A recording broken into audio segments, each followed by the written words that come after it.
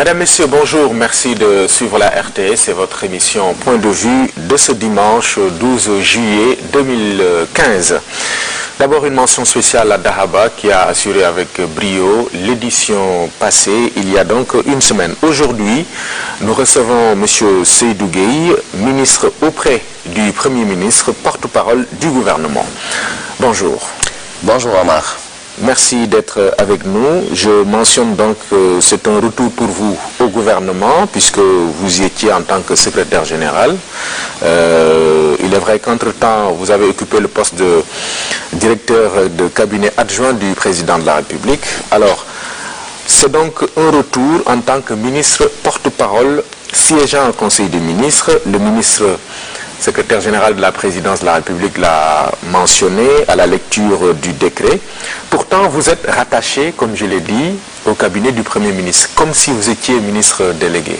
Comment comprendre le poste finalement? Merci beaucoup Omar. Avec votre permission, je voudrais d'abord vous remercier de cette invitation. Souhaiter aux Sénégalais, notamment Sénégalais de confession musulmane, un bon ramadan et dire trivialement au sec et au djaou de s'accrocher. Nous sommes c'est bientôt fini. À quelques encablures, Inch'Allah, de la fin de ce mois béni du ramadan et souhaiter à tous les Sénégalais musulmans d'ailleurs un bon ramadan et qu'Allah nous gratifie des bienfaits promis pour cette épreuve qu'est le ramadan. Pour venir à votre question, je pense que si l'option était de faire un ministre délégué, dans l'intitulé on aurait ministre délégué auprès du Premier ministre, mais il s'agit d'un ministre plein. C'est peut-être tout nouveau dans notre système juridique, dans notre système d'organisation politique.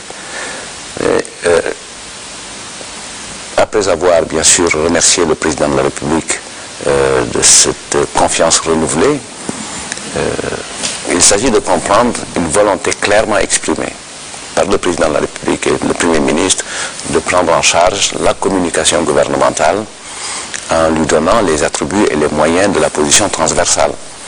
Puisque vous le savez, un porte-parole est appelé à intervenir sur diverses questions et cet ancrage institutionnel milite favorablement à une position, un accès beaucoup plus facile aux informations et à une position de coordination beaucoup plus confortable.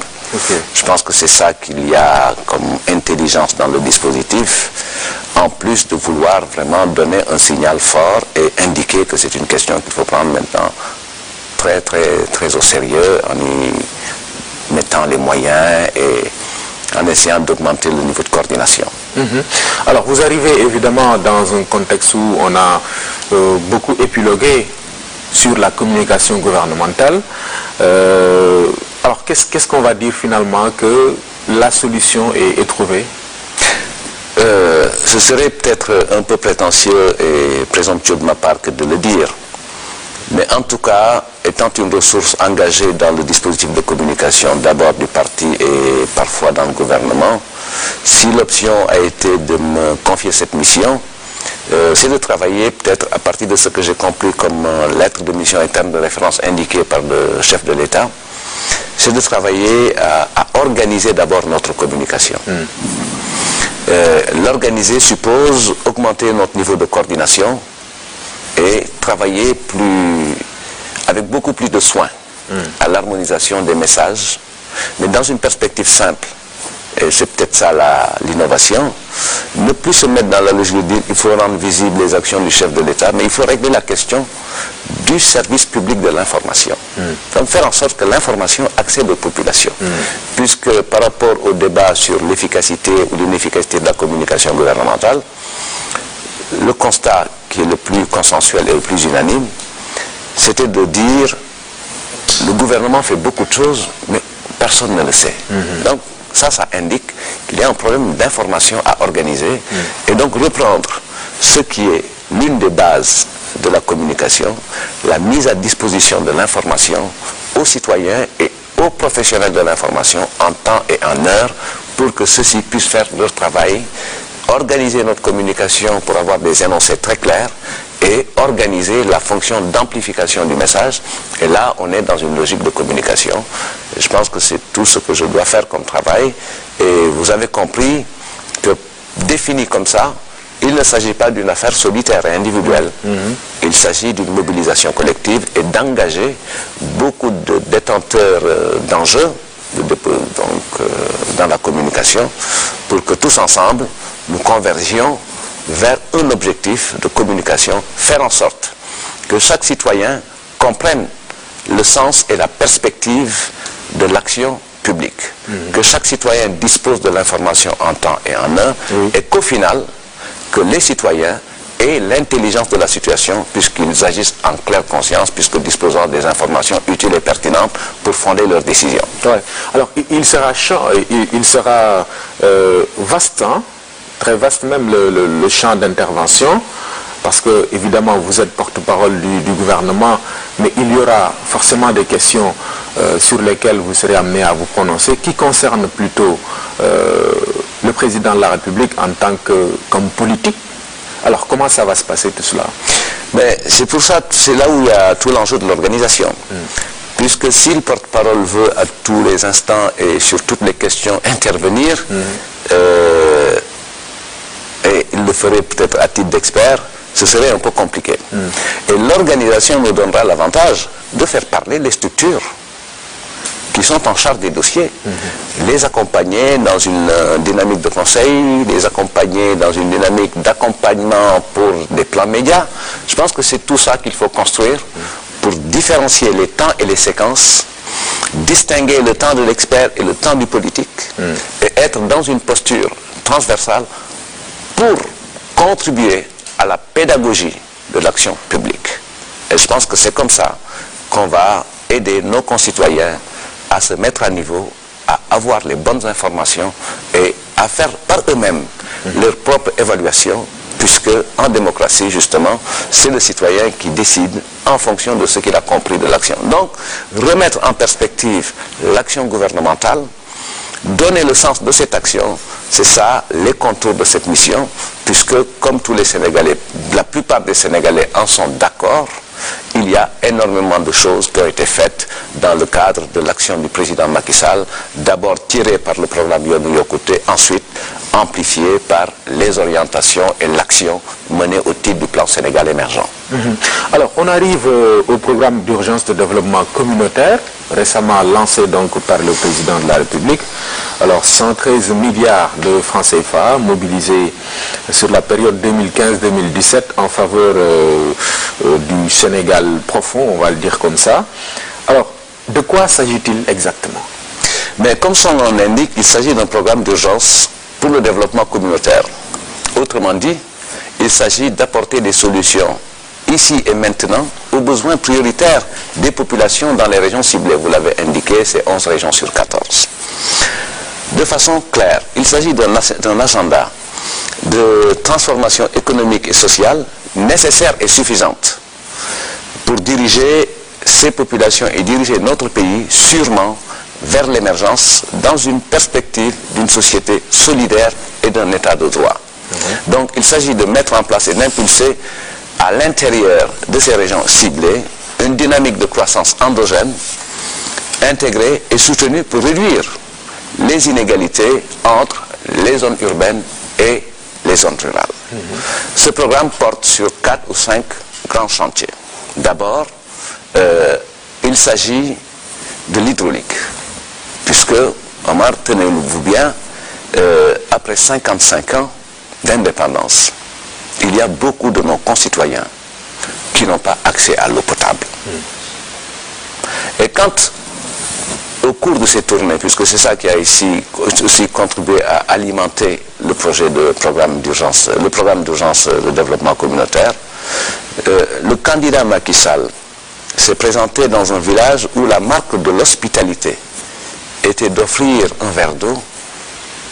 Ces autres étaient gênés puisqu'ils étaient dans l'impossibilité de lui offrir ce verre d'eau symbolique de notre hospitalité et de la teranga sénégalaise dont on est tous fiers. Mettez-vous en tête que les femmes font des kilomètres et des kilomètres dans la journée pour avoir de l'eau. Pendant ce temps, nous en ville, on a le confort d'avoir de l'eau qui coule au robinet, d'avoir le confort de tirer la chasse d'eau. Donc, quand on est engagé au développement du pays, quand on est engagé dans la transformation qualitative de la vie de ses concitoyens, puisque étant élu par le peuple, je pense que c'est une mission urgente. Donc ça, c'est le premier niveau.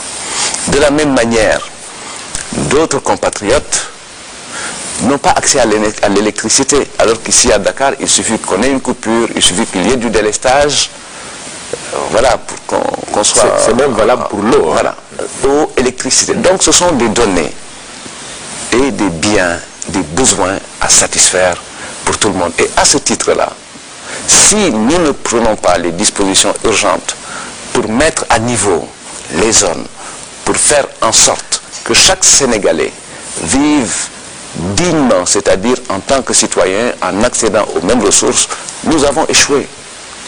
C'est ça la vérité. Et ceci étant urgent, le président de la République, après avoir fait ses tournées, s'était engagé pour remettre à niveau ces zones en identifiant des besoins prioritaires dans les zones et les localités visitées. Il y a eu une révision, on a revu tous ces engagements et avec l'aide du Centre de suivi écologique d'abord, toutes ces préoccupations ont été identifiées et cartographiées dans le cadre de l'appui technique du PNUD. Et finalement, entre le mois de janvier et aujourd'hui, un programme a été mis en place avec comme objectif de faire des pistes rurales, à peu près 3000 km de pistes rurales, de mettre en place des infrastructures hydrauliques, des puits et des forages et des châteaux d'eau, de procéder à l'électrification de plus de 300 villages et de distribuer l'eau à partir d'un système d'adduction pour que des villages soient alimentés, pour qu'en fait la pénibilité du travail des femmes soit réduite et à la limite totalement supprimée. On a mis en place également un système d'équipement, plus de 5000 équipements de transformation de la production et des plateformes multifonctionnelles qui vont en vérité créer les conditions d'une économie rurale pour rapprocher la production rurale des pistes d'évacuation et pour augmenter les capacités de nos concitoyens qui vivent dans ces zones. Oui, si on vous suit bien donc, tout a été identifié dans ce vaste chantier et la mise en route ne devrait pas poser de problème. Mais déjà, ce programme est entré dans le temps de l'action. Oui. Puisque au prochain conseil délocalisé de Fatick, certaines livraisons devraient avoir lieu. Et en termes d'études de faisabilité, d'études techniques, mais les choses ont été démarrées. Et donc, l'efficacité qui a été recherchée dans cette alliance avec le PNUD, c'est trouver la rapidité dans les procédures d'élaboration de projets, de passation de marché et d'exécution des programmes, mais c'est également de l'efficience, puisque contrairement à ce qui est dit dans le débat, je pense qu'il y a un design en termes d'ingénierie de projet, donc la perspective est de rechercher la rapidité, l'efficacité et l'efficience. Justement, alors il est d'usage, comme on le sait au Sénégal dans ces genres de situations, j'en viens au débat dont vous parlez, des opinions se sont exprimées sur le choix du président de la République de confier ce projet au PNUD, le programme des Nations Unies pour le développement. On parle notamment de désaveu de l'administration du Sénégal. Qu'en est-il exactement? Non, si le président de la République voulait jouer à désavouer l'administration, ce serait pratiquement égal à un parjure. Le président de la République est en train de chercher justement des effets de synergie. L'administration est en train de mettre en œuvre ses programmes. Vous avez le PEPAM en matière d'hydraulique. Vous avez le programme de 300 forages qui est pris en charge par l'administration. Nous avons besoin d'atteindre des objectifs supplémentaires et donc on se donne les moyens de l'appui et de l'appoint supplémentaire en intelligence, en énergie, en coordination. En vérité, la vraie valeur ajoutée que va apporter le PNUD, ce n'est pas d'exécuter en lieu et place des entreprises sénégalaises ou des tâcherons sénégalais, mais c'est de contribuer à relever le niveau de coordination et d'exécution de ces projets. D'accord. Ça, et c'est conforme à la convention qui lie l'État du Sénégal au programme des Nations Unies pour le développement. On va comprendre quoi? Que ce que le Sénégal dispose comme agence, comme projet, comme direction, tout là est mobilisé et le PNUD peut-être vient en appoint. Vient en appoint parce que quand vous auscultez l'architecture qui accompagne ce projet, il faut s'assurer d'abord d'une chose, que c'est un projet qui est ancré à la primature, du fait de sa position transversale. L'option retenue par le président de la République en termes de recherche d'efficacité, c'est de travailler sur le modèle qu'on appelle fast track, comme on l'a indiqué lors du Conseil. Le PNUD assure la gestion du projet et rend compte de l'exécution. Les ministères techniques sont tous concernés, qu'il s'agisse du ministère de l'hydraulique, du ministère de l'énergie et du ministère de l'énergie. Et il y a un comité de pilotage qui est présidé par un membre du cabinet présidentiel, puisque c'est un programme présidentiel. Oui.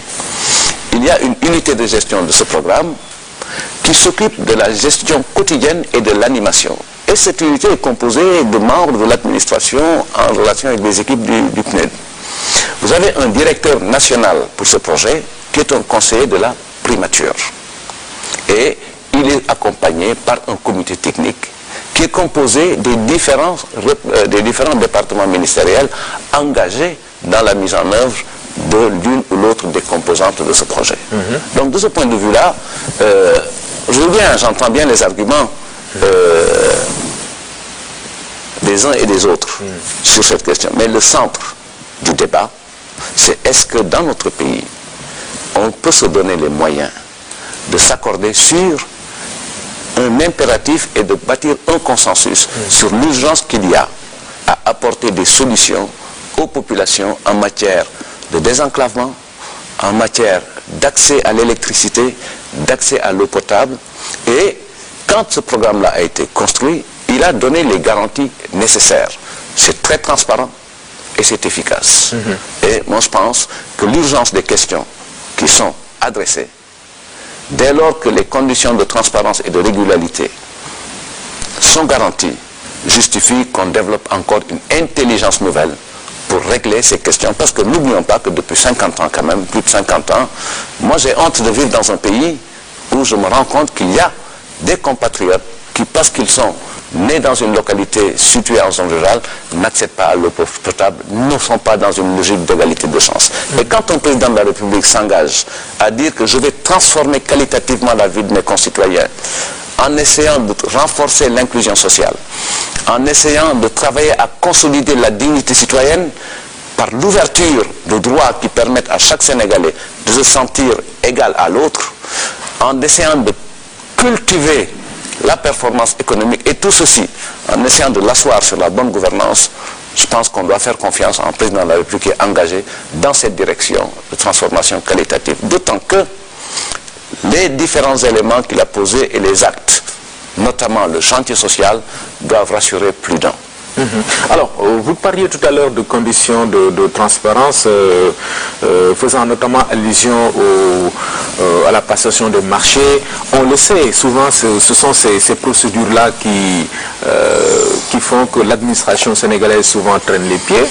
Comment régler finalement? Est-ce qu'on a réglé, je veux dire, cette question-là avec le PNUD ou qu'est-ce qui va se passer? On va continuer à respecter ces règles de procédure ou alors qu'est-ce qui va nous permettre d'aller vite en quelque sorte? Mais ce qui va nous permettre d'aller vite, c'est de nous inspirer de ces bonnes pratiques. De ces bonnes pratiques, puisque vous avez un code des marchés ou en tout cas des procédures du PNUD qui sont plus rapides et peut-être moins contraignantes que celles que nous avons. Ça veut dire quoi?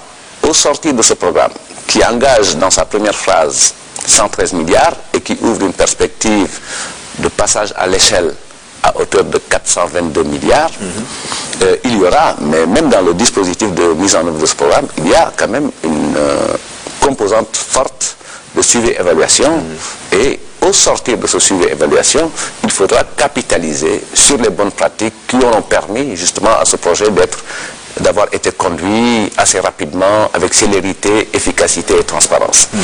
Ça veut dire quoi? Au moyen de ces leçons tirées et apprises de cette expérience, il faudra progresser dans la réforme de nos procédures, puisque le président de la République a ouvert un champ de réflexion pour indiquer ce que doit devenir notre administration, qui ne doit plus être une administration de commandement, mais doit être orientée et doit progresser pour se transformer en une administration de développement. C'est là que le débat est intéressant. Voilà. Comment créer les conditions d'une administration beaucoup plus performante? Mais le temps viendra d'y arriver. Il y a déjà des programmes qui sont en cours au titre de la rationalisation des procédures, de rationalisation de la dépense publique, de l'organisation des priorités et de renforcement des capacités dont les fonctionnaires ont besoin, et tous ceux qui sont au service du public ont besoin pour être encore plus fort performant.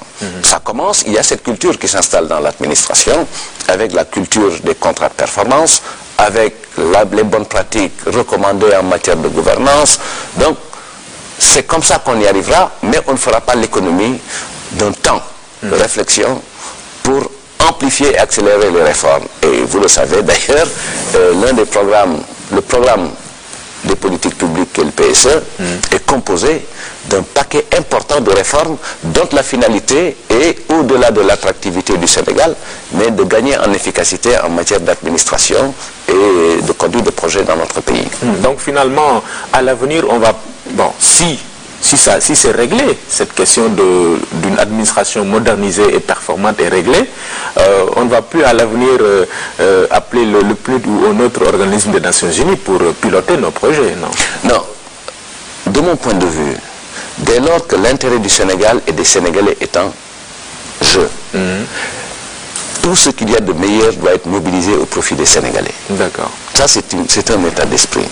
Pourquoi devrait-on accepter que le PNUD ne soit qu'un partenaire pour venir apporter des ressources ou nous conseiller? Et si on découvre qu'il y a une expertise singulière, une compétence distinctive auprès d'un partenaire, pourquoi ne pas mobiliser cette expertise et cette compétence distinctive et la servir au développement et à la satisfaction des préoccupations des Sénégalais? Donc, je pense que ce qu'il faut comprendre, il y a un projet qui, au regard de son urgence, a justifié qu'il y ait une ingénierie de projet de cette nature. Et ce n'est pas la règle. Il s'agit d'une expérience. Et le PNUD a aussi un intérêt à travailler avec nous, puisque ça lui permet de renouveler son capital expérience, son savoir-faire. Puisque vous le savez, il y a aussi une mutation pour ces organisations qui sont en train de passer d'organisations qui donnaient de l'argent à des organisations aujourd'hui qui doivent répondre aux besoins d'une société de knowledge management. Donc qui capitalisent à partir de leur expérience et créent les conditions qui permettent d'améliorer justement la doctrine, la philosophie et la vision en matière de conduite de projet.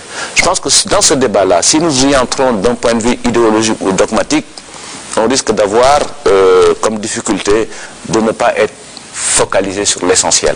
L'essentiel aujourd'hui, c'est de travailler efficacement pour désenclaver les régions du pays.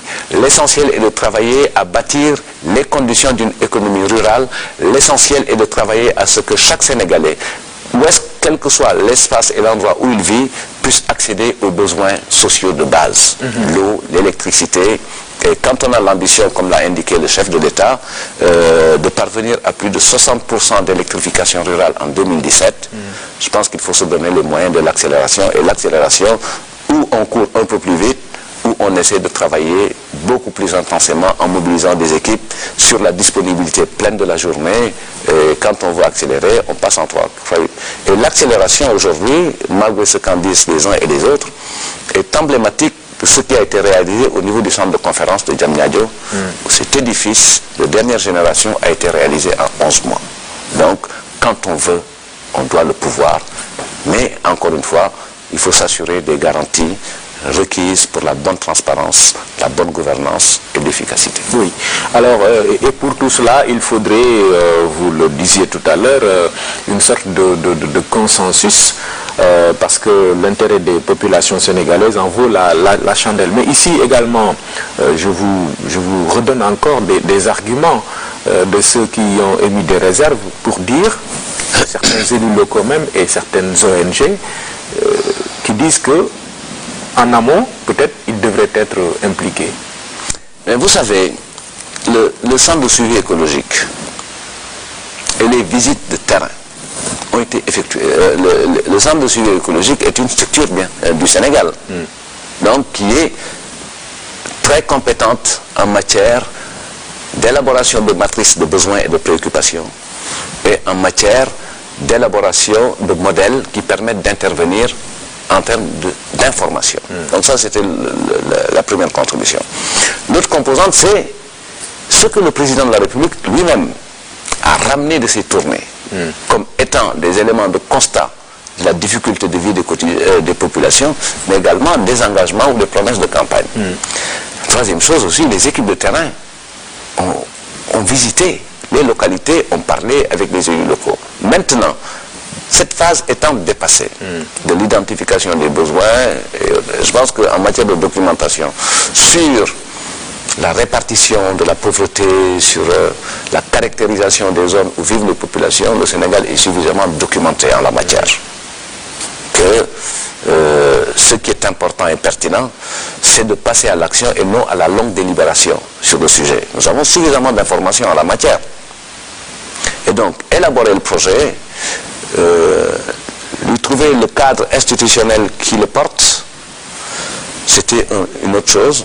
Et maintenant, nous sommes dans le temps de la mise en œuvre. Et le président de la République, lors du lancement, a indiqué qu'il était utile, essentiel et opportun, et à la limite même impératif, que les collectivités locales soient engagées dans la mise en œuvre au même titre que les entreprises sénégalaises, des ouvriers, les tâcherons, et que ceci était encore, leur présence était encore plus pertinente et leur participation, notamment en matière de suivi et d'évaluation, puisque au final, ces réalisations-là seront faites dans les espaces qu'ils administrent et ça améliore leur quotidien et ça peut contribuer justement à régler les problèmes, par exemple, de l'acte 3 qui sont souvent posés, la mise en œuvre. Oui, l'acte 3, c'est un autre type de problème. Je pense que l'acte 3 est une politique essentielle. Parce qu'ils ont saisi l'occasion pour poser les problèmes de mise en œuvre de cette réforme territoriale-là. Oui, non, ils ont posé d'autres types de problèmes. Moi j'y étais, ils ont posé des problèmes liés aux ressources dont ils doivent disposer, liés à des demandes de passeports diplomatiques, liés à des demandes de véhicules qui devraient leur être livrés. C'est davantage ce type de problèmes qui ont été posés. Ils ont tous félicité et salué la pertinence du projet et sa qualité. Et ça, je pense qu'ils ont une claire conscience des enjeux. Mais les problèmes de l'acte 3 sont tout autres. Pour ce que j'entends dire sur la dernière période, c'est un problème d'adéquation entre les ressources et les missions. Et le président de la République, à l'occasion de l'avant-dernier Conseil des ministres, a donné comme instruction de procéder justement à l'évaluation de la première phase de l'acte 3. Parce que l'acte 3, ce n'est pas uniquement essentiellement la communalisation intégrale. C'était la première étape. La deuxième étape va porter sur l'organisation en pôle territoire pour le développement. Voilà. Le président recommande un dialogue permanent entre État et collectivités locales. Et ce dialogue-là, il aura au moins l'intérêt de préciser, pour en tout cas ceux qui n'en ont pas une claire conscience, que les collectivités locales ne peuvent pas constituer un État à part. C'est une délégation républicaine. D'autant que les ressources qui leur sont allouées proviennent du budget national. Maintenant, c'est une réforme qui a été lancée avec des transferts de compétences, avec de nouvelles responsabilités pour les nouvelles communes, mais celle de Dakar, en tout cas, semble être dans la difficulté pour faire face à leurs engagements et leurs obligations. Mais ce sont des questions assez récurrentes. Et ce n'est pas né avec l'acte 3. La question des salaires, des difficultés de payer les salaires, ce n'est pas nouveau. Je pense que sous l'ancien modèle également, il y avait ces difficultés-là. Mais maintenant, à la faveur de l'acte 3, on donne plus d'amplitude à cette difficulté, mais le président de la République a donné les instructions au ministre, à monsieur le Premier ministre pour procéder à l'évaluation, au ministre de l'économie, des finances et du plan, pour avoir une réflexion qui permette de prendre en charge les problèmes financiers et budgétaires des collectivités locales, notamment de façon consécutive à la mise en œuvre de cette réforme. Mais retenons que ce qui est la substance de l'acte 3, ce n'est pas une recherche de conflit avec une collectivité locale de la part du pouvoir. Oui, parce que c'est comme ça qu'ils le voient. Certains maires de communes, en tout cas de Dakar. Oui, mais bon, ça c'est pour il y a derrière peut-être quelques petits jeux politiques ou politiciens, mais ce qui est essentiel aux yeux du président de la République, c'est de faire en sorte que les ressources aillent aux populations. Et il a indiqué justement lors du lancement du PUDC, son option et le changement de paradigme qu'il veut et qu'il est en train de mettre en œuvre, c'est organiser les priorités et affecter les ressources publiques aux besoins prioritaires des Sénégalais. C'est faire en sorte que l'efficacité dans l'action publique soit renforcée et la décentralisation est une modalité de gagner en efficacité puisqu'elle rapproche la décision du lieu d'exécution et du lieu de vie des populations. Donc de ce point de vue-là, ça ce sont des éléments constants dans la doctrine du chef de l'État en matière de satisfaction des besoins et en matière de prise en charge de sa responsabilité de président de la République. Alors ce programme d'urgence-là, finalement, tel qu'on doit le comprendre, c'est comme le stipule d'ailleurs l'objectif en termes d'émergence, le PSE, c'est ça, en fait, une transformation structurelle de l'économie au profit du grand nombre, c'est comme ça que le président le dit souvent. Ce PSE-là, j'en viens, et c'est pour évoluer un peu, est-ce qu'on peut avoir aujourd'hui une idée de la mobilisation des ressources recherchées au départ? Écoutez, le PSE d'abord c'était un plan qui va sur 2035 avec un besoin en financement de plus de 10 000 milliards. Lors du groupe consultatif, le Sénégal était allé pour chercher 3 000 et quelques milliards, 3 700. Et au jour d'aujourd'hui, je pense que nous en sommes à plus de 1822 milliards. Mobilisés dans le cadre de conventions signées entre l'État du Sénégal et les partenaires techniques et financiers qui s'y étaient engagés.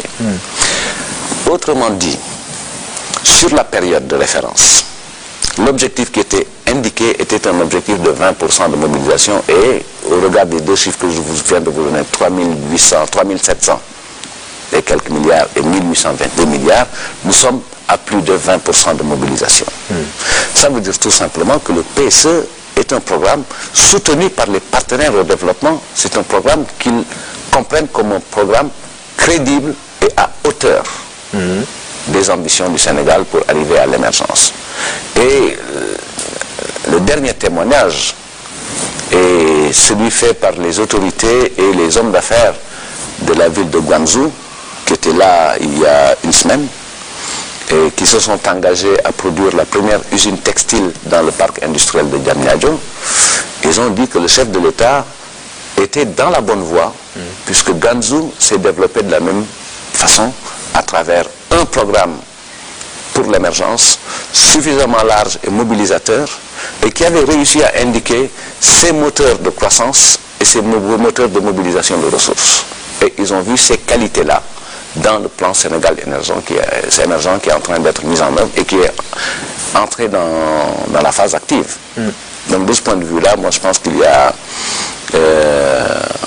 matière à aller davantage. Ces financements mobilisés, qu'est-ce qui reste à faire? Parce que aussi, il faut le comprendre comme ça, vos adversaires qui critiquent souvent vous disent à l'état actuel, le PSE, est-ce que véritablement il est en train d'être mis en œuvre? Bien évidemment, il est en train d'être mis en œuvre. Mais je pense que là, il faut nous accorder sur 2 ou 3 choses.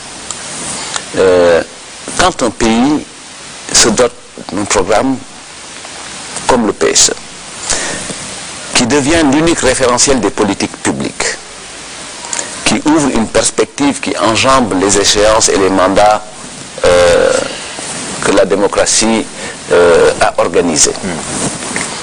Je pense qu'il faut le temps de la conversion. Et ce que j'appelle le temps de la conversion, c'est de prendre le temps et se donner les moyens de dialoguer autour de cet impératif à être tous mobilisés autour de ce programme. Ça, je pense que c'est un changement de posture et de comprendre et de prendre en charge correctement cette responsabilité en tant qu'acteur politique, qu'on soit du pouvoir ou de l'opposition. Hommes du pouvoir et de l'opposition, femmes du pouvoir et de l'opposition, nous sommes engagés devant les mêmes responsabilités en la matière. Faire en sorte que le citoyen sénégalais dispose de la bonne information. Et la répartition des rôles est la suivante. Ceux qui sont au pouvoir mettent en œuvre la politique. Ceux qui sont dans l'opposition l'analysent et apportent des critiques constructives. Et mieux, essaient de construire une alternative qui dépasse le programme qui est en train d'être mis en œuvre. Malheureusement, le débat politique dans notre pays n'est pas à ce niveau, malheureusement. Ouais. Moi, j'attendrai l'opposition sur une critique du PSE si elle me dit, voilà, ma stratégie de création massive d'emplois. S'ils n'ont pas une stratégie de création massive d'emplois qui laisse le pouvoir engranger par petits pas 5 000 emplois ici, 10 000 emplois là, 20 000 emplois là, et au total, on aura ces emplois au grand bénéfice des Sénégalais. Oui. Moi, j'attends de l'opposition qu'elle me dise, voilà, la situation dont vous avez hérité, vous le nouveau pouvoir, était une situation de croissance erratique, en moyenne 3 à 4%. Nous, on leur dit, voilà le modèle par lequel nous allons stabiliser une croissance à 7% et de façon durable. Une croissance inclusive au profit de tous les Sénégalais, inclusive parce que riche en contenu social. Ils me disent, votre modèle n'est pas possible. Moi, je leur dis, le président de la République, dans le cadre du PSE, vise la transformation structurelle de l'économie. Pourquoi? Puisque 70% de notre croissance était tirée par les services. Oui. Le président de la République fait l'option de dire je veux une croissance qualitative, une croissance durable, donc je change les moteurs de la croissance. Je m'appuie sur l'agriculture et l'agroalimentaire, je m'appuie sur l'habitat social, je m'appuie sur les mines, je m'appuie sur le tourisme. Ce sont des moteurs de croissance qui vont nous permettre d'y arriver. Oui. À l'époque, on a hérité d'une situation où le déficit était structurel au niveau du compte courant.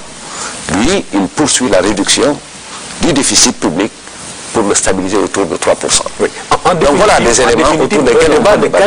Un débat de qualité nationale, mais malheureusement, je le disais...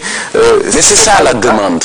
C'est ça la demande. Oui. Et quand le président de la République invite la classe politique, notre espace public à ce débat, ce n'est pas un débat sur l'économie du point de vue des grandes théories économiques, mais sur l'impact de l'action publique dans la vie quotidienne de nos concitoyens et dans la construction d'un meilleur avenir pour notre pays. Donc je pense que c'est ça qu'il faut se donner les moyens d'y arriver.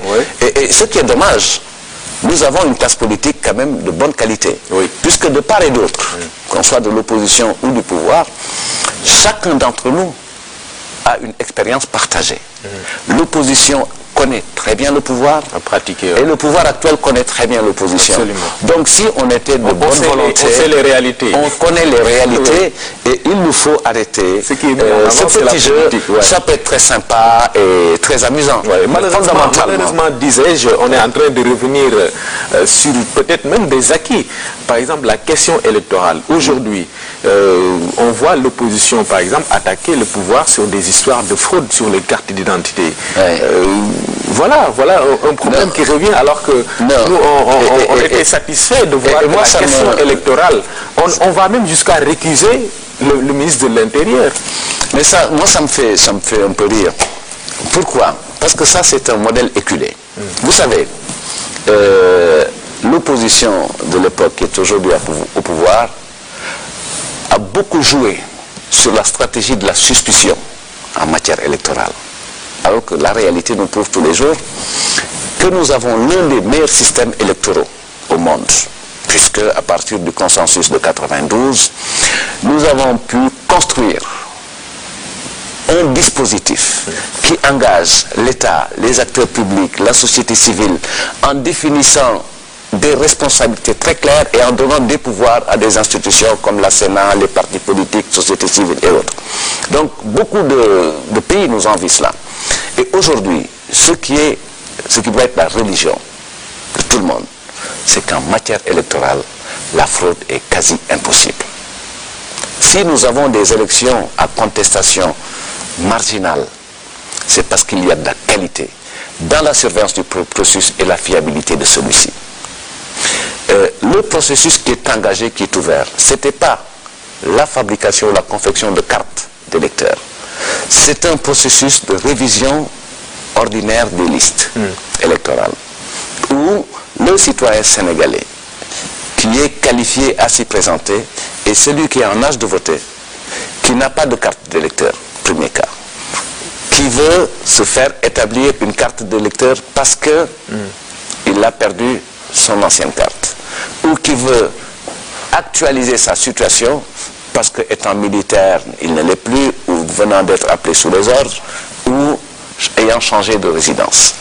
À ce niveau-là, rien ne se fabrique. Oui. Il s'agit juste d'ouvrir des registres et d'enregistrer sur la base des éléments qui ont été donnés. Mais ce qui est le plus édifiant, c'est le compte-rendu de mission fait par le président de la Sénat, qui indique que globalement, les choses se sont très bien passées. La stratégie de la suspicion en matière électorale pour mettre la pression sur le pouvoir ne marchera plus de mon point de vue. Puisque la technologie est passée par là et elle a réglé les problèmes de fraude et de sources de fraude électorale. Ils sont dans leur rôle quand les partis comme l'APR, par exemple, mobilisent leurs militants autour de ces opérations. Ça, c'est pas de...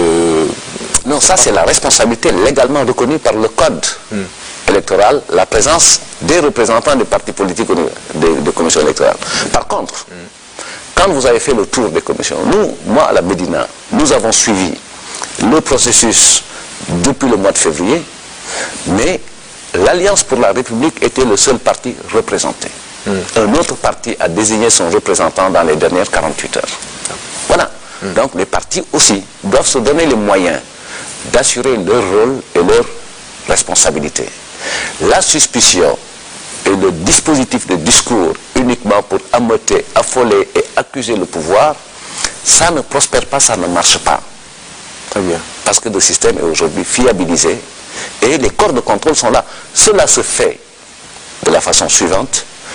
Le président est choisi par le préfet, la Sénat désigne son représentant, les partis politiques désignent leurs représentants. Et je pense que la Sénat est suffisamment consciente de ses responsabilités pour ne pas cautionner ou favoriser un dispositif de fraude, puisque Sénégal a quitté cette époque, cette page est tournée, nous ne sommes plus dans ce temps-là. Un mot sur peut-être le mandat, et on va terminer avec ça. Le président de la République, évidemment, a pris l'engagement de le réduire à 5 ans, mais on voit quand même que parmi les responsables de la paix, il y en a qui se battent pour le maintien du septennat. Mais le président de la République a sifflé la fin de la récréation. C'est une formule que les journalistes aiment bien.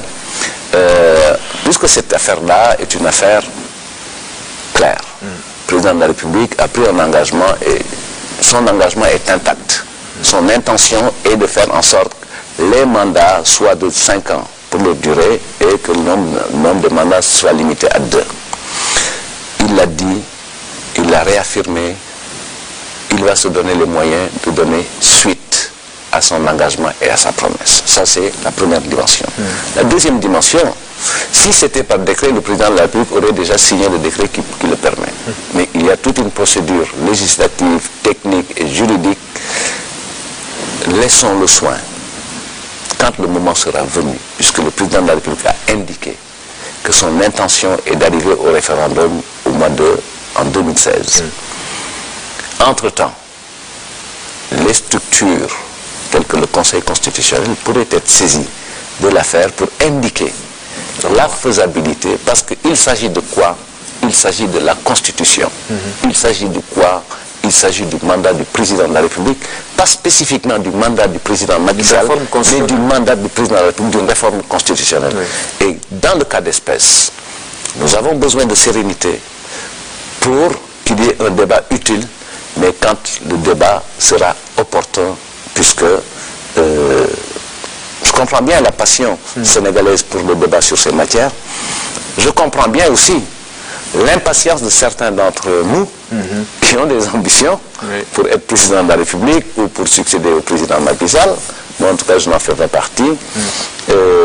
Et cette impatience qui apporte que du bruit, qui pollue, qui brouille un peu.